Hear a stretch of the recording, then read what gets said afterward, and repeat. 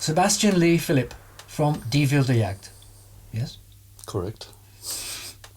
So, we're here in Berlin. This is your studio. Do you want to tell us a little bit about where we are and how long you've been here? We're very close to the Funkhaus in Berlin, but not in the Funkhaus itself. I've had this room now for just over 2 years. I spend a lot of time in here, and it's a room that's very dear to me, and yeah, I put some time and thinking into how to make it look nice, how to make it feel nice. The place I probably spend most time in, besides my bed, and hence I always want to have this feeling of entering a room that gives me joy and makes me feel good, and obviously also inviting people into here, people that I work with. Yeah, I can attest because we're in the middle of sort of recording my new album, Dollhouse, and your most recent album, your new album, was also done here, partially?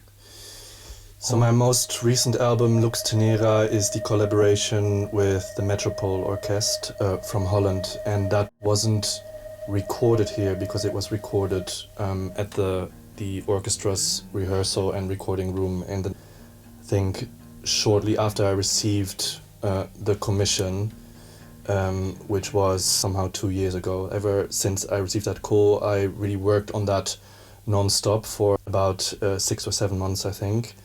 Just coming here every day, thinking about what it is I want to do, and a lot of the time obviously actually doing it, writing it. I use various instruments I have here to do the songwriting, which I ended up playing to Simon Dobson, who was the arranger and conductor of the piece, and then basically taking it to Holland and actually record it there. Yeah, well, I came along for the ride, and so that was a 3-day session rehearsing and recording with the orchestra, and then the show 3 days later, live show at Roadburn Festival, which was then recorded, and that was the album. That was the album. Yeah, we just spent 3 days, which I thought at the time was an insanely short amount of time, and they told me we're going to have 3 rehearsal sessions for it, and then I assumed a rehearsal session means a 10-hour day or something like that, and then they told me no, a rehearsal session is like 4 hours in the end, or 4.5 hours, I can't remember, including a lunch break. And I had no idea that so much work could be done in such a short amount of time. But the orchestra was so well prepared and ready to play everything, and also just so focused on Simon, the conductor, who sort of really made sure that everyone knew what they were doing, how we'd imagine it sounding, and you can recreate these things with plugins, which we did in advance to sort of see how will the orchestra sound in real life, but obviously only once you're there and they're actually playing it, you really know what it feels like. It just felt, to be honest, pretty amazing from the start. But what was even more wonderful to see is how it just progressed from day to day with this short amount of time available. It just felt like the piece came to life, the further we progressed throughout the days. And that was actually one of the most sort of touching and beautiful things for me to experience, because I really believe in this idea of the intention and the emotion we put into playing things or saying things or singing things. The way we touch the instruments has such a big effect on how it feels in the end. And I really felt like every member in that orchestra did that between day 1 and day 3, sort of really to feel closer to the piece, felt more like what their part in it was, and what feelings they could contribute to the music. That was a really touching and beautiful and interesting thing to see. We filmed those 3 days, and we filmed the concert as well, and both films eventually going to be available to the public to view. Both will be available eventually. It was funny because I was so excited about this whole orchestra project that I think something like a week before starting the rehearsals in Hilversum, I hadn't even thought about that it would be really nice to film it also. I was so busy with the composing part and the preparing for it. Then something like a week before the rehearsals, I thought, oh, there's no way we cannot film this. So I called up a friend who happens to live in Holland and asked him if he was available for those 3 days to shoot it, and he did. And I'm really happy we ended up doing that, because I feel like the film also captures what happened there. As we speak, it's not yet, but as this interview is released, at that point I think the full film will be available, and so will some footage from the live recording. Okay, so now I want to sort of take us back a little bit, some ways. Now, this project, Die Wilde Jagd, has been going for, let's say, is it 10 years? It's almost been 10 years since I released the first album, so it's kind of the 10-year anniversary year. 2015 was the first album release, yeah. And that album was eponymously titled. It was, yeah. And then what came after that?